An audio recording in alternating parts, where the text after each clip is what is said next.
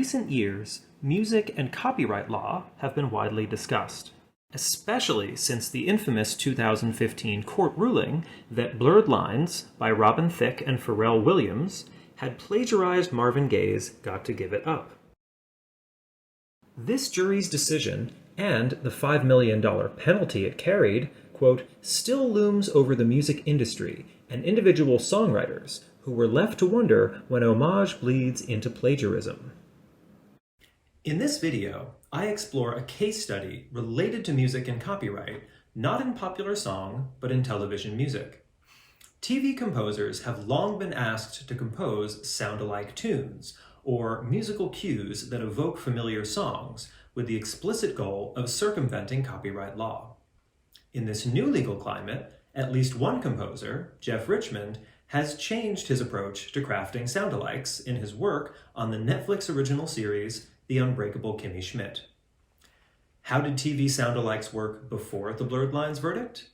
To answer that question, let's consider 3 examples, including one from Richmond himself. The first is a number from the cartoon Animaniacs. It evokes Do-Re-Mi from The Sound of Music. Do some cash, a wad of cash. Ray, a guy who fixes cars. Me, the one who takes out the trash. Far the distance to the stars.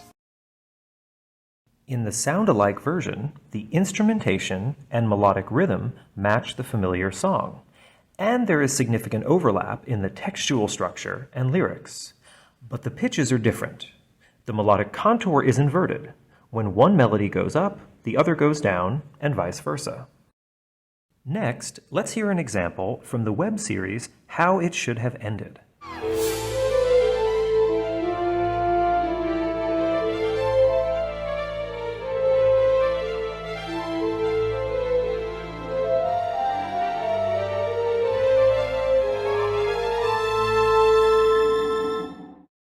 Again, the instrumentation and rhythm are similar, not to mention the phrase structure and mode.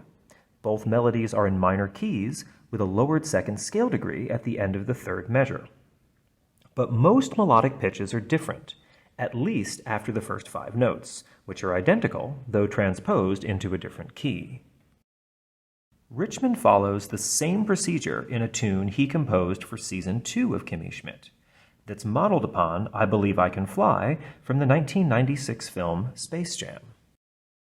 Let's listen to the original. I believe I can fly. I believe I can touch the sky. Now, compare it to Richmond's sound-alike version. I'm convinced I can swim. I'm pretty sure that I have a fin.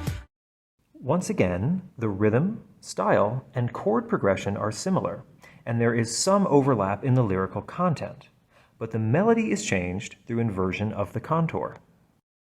This standard formula for sound-alikes has persisted for decades on plenty of television programs, ranging from The Simpsons to WandaVision, and many more shown here, but recently some composers have begun to adopt new strategies. Although Richmond followed the standard formula in his work for Season 2 of Kimmy Schmidt, in the show's 3rd season, he was faced with the daunting task of composing lengthy, satirical versions of songs from Beyoncé's Lemonade. These songs would be performed by the character Titus Andromedon, brought to life by the inimitable Tituss Burgess, to cope with the pain of a recent breakup. As Lemonade was the global top-selling album of the previous year, Richmond wisely treaded carefully to avoid engaging with Beyoncé's legal team. Some moments of these Season 3 sound-alikes still follow the traditional formula. Listen to the chorus of Beyoncé's Hold Up. Hold up, they don't love you like I love you. Slow down, they don't love you like I love you. Back up, they don't love you like I love you. Step down, they don't love you like I love you. Now let's hear the version Richmond composed. Hell no, I ain't playing with you, Michael. I'm not fooling with you, Michael. Back up, I ain't playing with you, meatball. Michael, I'm not playing with you, meatball. Of course, the video closely resembles Beyoncé's original. but so does the music.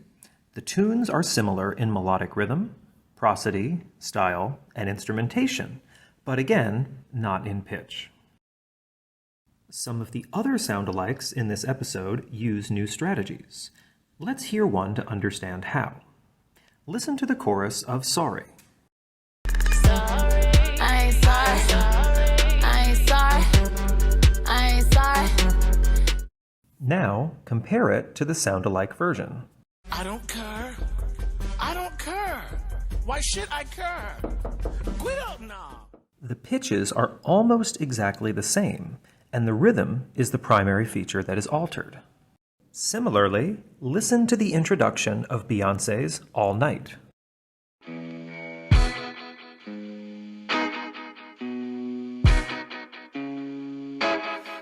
Let's compare that to Richmond's version.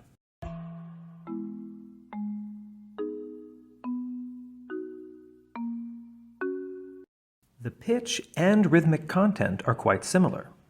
Here, instrumentation is the primary distinguishing factor.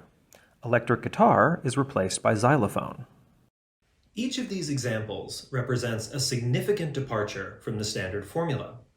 While earlier sound-alike tunes typically preserve the rhythm and instrumentation while changing the pitches, the last two examples preserved pitches and changed the rhythm or instrumentation. Both procedures can result in numbers that sound more like the tunes they emulate due to an increased overlap in pitch content. Yet in other moments, Richmond's work on Kimmy Schmidt yields the opposite result. The remaining examples don't sound much like the songs upon which they are based.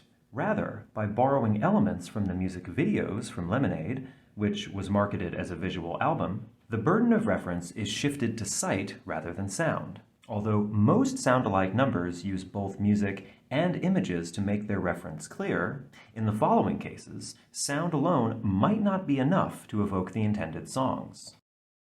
Listen to the introduction to Sorry, itself a borrowed fragment from Tchaikovsky's Swan Lake. So what are you gonna say at my funeral now that you've killed me?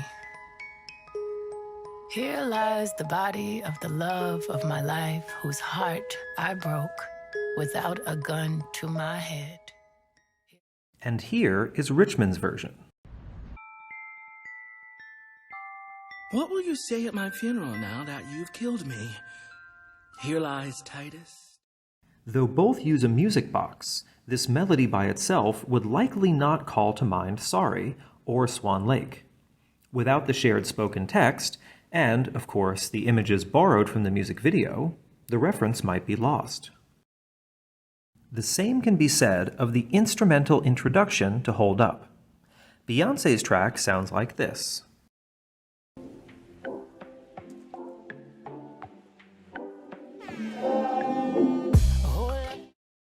Compare that to Richmond's sound-alike.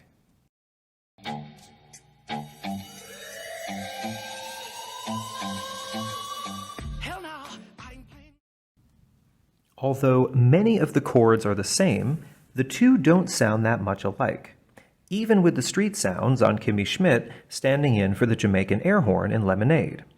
Further, Richmond's version quotes another song entirely, Summer Loving from the musical Grease. Like the introduction to Sorry, this sonic cue would likely not evoke Hold Up without the video footage we've watched of Titus in a yellow dress, walking around an outer borough of New York City with a baseball bat. These examples from the Unbreakable Kimmy Schmidt demonstrate that Richmond has changed his approach to composing sound-alike tunes. Although it remains to be seen how many composers will follow his lead, I, for one, will be listening carefully to the cues I hear on television to learn how they develop in the years to come.